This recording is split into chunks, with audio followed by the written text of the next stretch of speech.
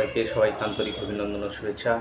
আলিপুর আবহাওয়া দপ্তর থেকে লেটেস্ট আবার কি পরিবর্তনে আপডেট দিয়েছে, জেলায় জেলায় বৃষ্টিপাত এবং অন্যান্য সতর্কতার কি আপডেট দিয়েছে, সরাসরি আলিপুর আবহাওয়া দপ্তরে অফিসিয়াল ওয়েব অধিকর্তার মুখ থেকে শুনে নেব আজকের আবার কি গুরুত্বপূর্ণ আপডেট আছে।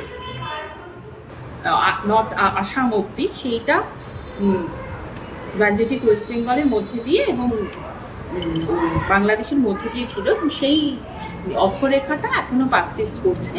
নিম্নচাপ অক্ষরেখাটি এটা মোটামুটি ভূপৃষ্ঠ থেকে 0.9 কিলোমিটার উচ্চতায় রয়েছে।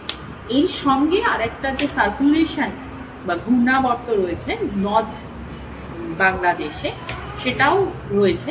নর্থ বাংলাদেশের ঘূর্ণাবর্তটি মোটামুটি ভূপৃষ্ঠ থেকে 1.5 কিলোমিটার উচ্চতা থেকে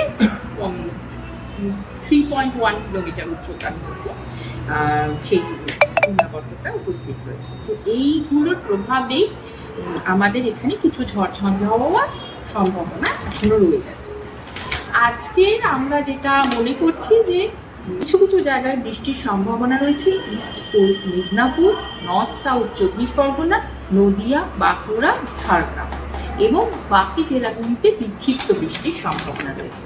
আর যে জেলাগুলির নাম আমি বললাম কিছু কিছু জায়গায় বৃষ্টির সম্ভাবনা, সেই জেলাগুলিতে বজ্রবিদ্যুৎ সহ 30 থেকে 40 কিলোমিটার দমকা পার আওয়ার গতিবেগে দমকা হাওয়া সহযোগে বজ্রবিদ্যুৎ সহ বৃষ্টির সম্ভাবনা রয়েছে।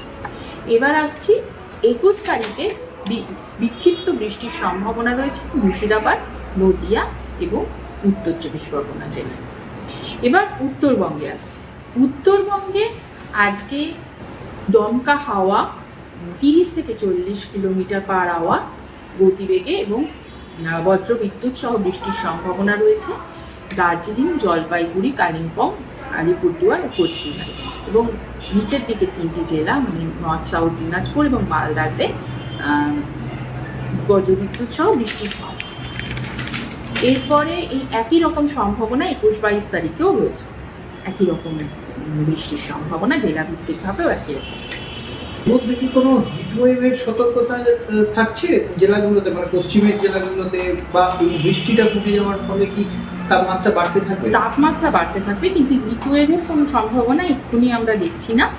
তাপমাত্রা অবশ্যই বাড়বে, যেহেতু এই যে ঝড়ঝঞ্ঝার ফলে টেম্পারেচার অনেকটা কমে গেছে।